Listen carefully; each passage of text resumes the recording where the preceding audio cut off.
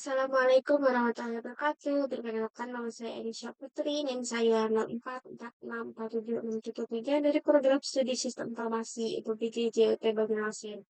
Baik, di sini saya akan mengerjakan tugas satu dari mata kuliah administrasi jaringan. Nah, di sini Anda adalah seorang administrator jaringan yang bertanggung jawab dan atas desain dan implementasi jaringan untuk sebuah perusahaan kecil yang sedang berkembang. Perusahaan ini memiliki kantor pusat dengan 3 departemen serta satu kantor cabang di kota lain. Spesifikasi jaringan ada sebagai berikut. Nah, ini ada kantor pusat, kantor cabang, alamat IP yang tersedia. Ini nomor satu, desain subnet atau subnetting. Di sini rancang skema subnetting. Jadi berdasarkan blok alamat IP ini, terus tentukan subnet MAC, alamat jaringan, alamat broadcast, dan rentan alamat IP yang dapat digunakan untuk setiap subnet. Sales, marketing, teknologi informasi, server, kantor cabang, dan WAN link. Nah, pastikan alokasi IP mendukung kebutuhan perangkat saat ini serta menyediakan ruang untuk pertumbuhan di masa depan. Terus yang kedua, tabel routing. Nah, buat tabel routing statis sederhana untuk menunjukkan bagaimana routing di kantor pusat dan kantor cabang akan menentukan lalu lintas antar subnet. Terus tabel harus mencantumkan alamat tujuan, destination network, subnet MAC, dan net hop atau antarmuka keluar yang digunakan. Baik, langsung saja ke penjelasan tentang apa yang telah saya kerjakan. Di sini ada desain subnet atau subnetting. Yang pertama, jaringan menggunakan blok IP 192.168.10.0/24. Nah, kemudian dilakukan pembagian menggunakan metode VLSM, yaitu teknik subnetting yang menyesuaikan ukuran subnet dengan kebutuhan jumlah host. Alokasi subnet dilakukan dari kebutuhan host terbesar ke terkecil untuk menghindari pemborosan alamat IP. Terus ini kebutuhan perangkatnya, ada penjualan 50 perangkat, pemasaran 30 perangkat, kantor cabang 20 perangkat, teknologi informasi ada 10 perangkat, server 5 perangkat, WAN itu antar router itu ada 2 perangkat. Lanjut ke penghitungan. Nah, di sini ada tabel hasil subnetting, ada penjualan, pemasaran, kantor cabang, teknologi informasi, server, dan WAN. Nah, jadi kita ambil contoh di jaringan penjualan. Kenapa pakai slice 26? Karena kita butuh sekitar 50 perangkat. Nah, slice 26 itu bisa menampung 62 host. Jadi ini aman gitu. Nah, di sini ada tabel hasil subnetting. Sebagai contoh, jaringan penjualan. Kenapa pakai slice 26? Karena kita butuh sekitar 50 perangkat. Nah, slice 26 itu bisa nampung 62 host. Jadi itu aman. Terus slice 26 itu punya 64 alamat dalam satu subnet. Nih. Slice 26 itu punya 64 alamat dalam satu subnet. Artinya, setiap subnet itu lompatnya ke 64, mulai dari 192.168.10.0 sebagai network. Nah, host pertama itu tinggal tambah 1. Nih, tambah 1 jadi 192.168.10.1 karena ditambah 1.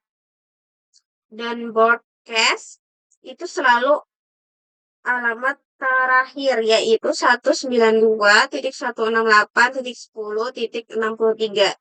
Jadi rank host yang dipakai itu dari 192.168.10 hingga 192.168.10.62.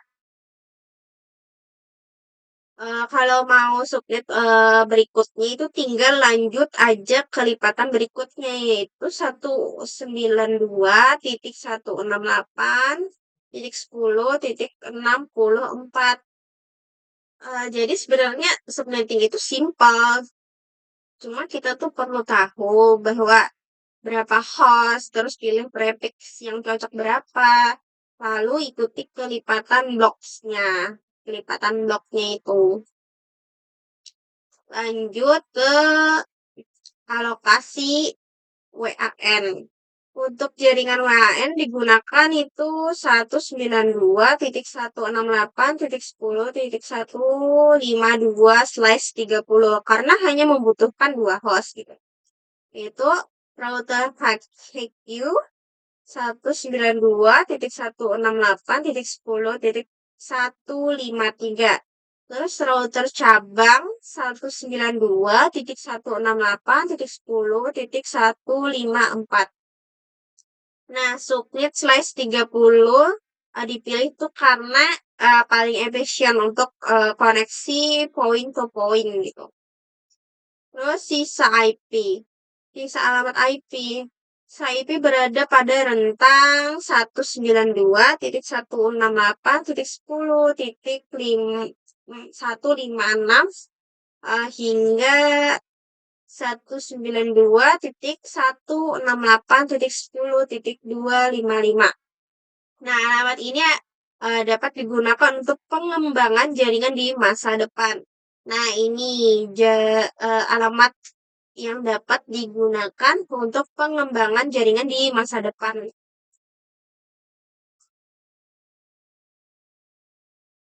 Selanjutnya ada routing statis. Topologi ini terdiri dari 2 router, yaitu router kantor pusat HQ, router kantor cabang.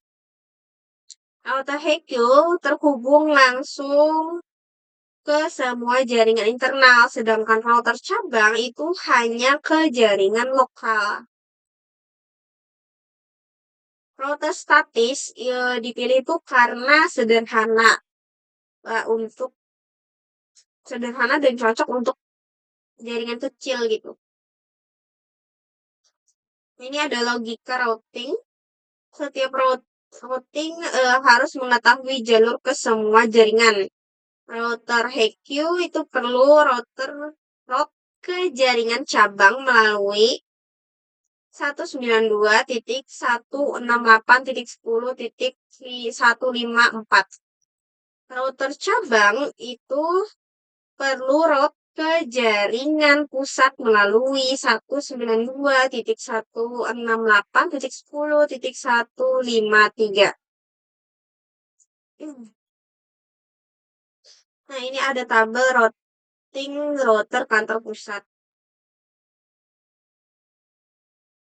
Ada router HQ itu terdapat entry seperti ini 192.168.10.0.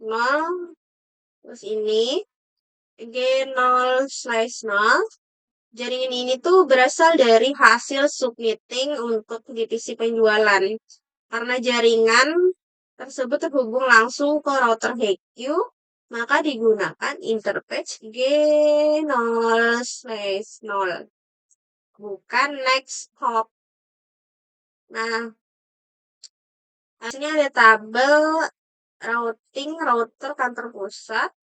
Pada router HQ terdapat entry 162.168.10.0 dengan interface G0/0. Jaringan ini berasal dari hasil subnetting untuk divisi penjualan karena jaringan tersebut terhubung langsung ke router HQ, maka digunakan interface G0/0 bukan next hop gitu. Nah, secara proses, jika router menerima paket dengan tujuan misalnya nih, 192.168.10.10, maka routernya akan mencocokkan alamat tersebut dengan tabel routing menggunakan metode longest prefix match. Router menemukan bahwa IP tersebut termasuk dalam jaringan 192.168.10.10/26, sehingga paket langsung dikirim melalui interface G0/0.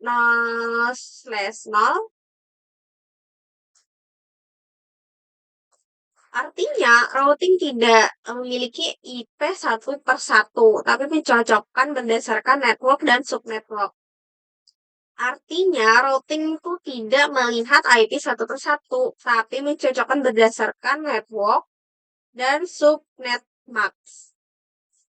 Nah, untuk jaringan cabang, di sini networknya 192.168.10.96 digunakan NetHop ini 192.168.10.154 karena jaringan tersebut tidak terhubung langsung sehingga paket harus dikirim ke router cabang terlebih dahulu. Terus di sini ada tabel routing router kantor cabang. Ada router cabang G02/0 ini digunakan untuk jaringan lokal cabang karena langsung terhubung. Terus di sini S0/0/0 ini digunakan untuk koneksi WAN. Sedangkan untuk semua jaringan pusat itu menggunakan NetHop ini 192.168.10.153. Ini karena semua jaringan tersebut berada di belakang router HQ. Artinya, router cabang menjadikan router HQ sebagai pintu utama untuk menuju semua jaringan pusat. Terima kasih. Nah, terus di sini ada alur komunikasi antar kantor. Nah, sebagai contoh, ketika komputer di kantor cabang ingin mengakses server di kantor pusat, maka prosesnya yaitu paket data dikirim ke default gateway, yaitu router cabang. Router cabang memeriksa tabel routing untuk menemukan jalur tujuan. Terus, karena jaringan server berada di kantor pusat, paket diantar ke NetHop 192.168.10.153 ini. Nah, ini tadi. Terus paket dikirim melalui jaringan WAN menuju router HQ.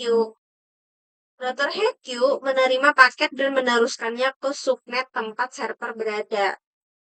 Jadi dengan mekanisme ini komunikasi antar jaringan dapat berjalan dengan lancar dan terarah.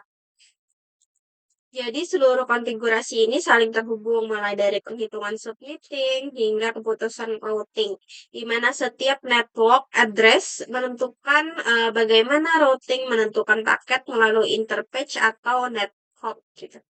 Mungkin itu saja yang dapat saya sampaikan. Jika terdapat kesalahan data, mohon maaf. Wassalamualaikum warahmatullahi wabarakatuh.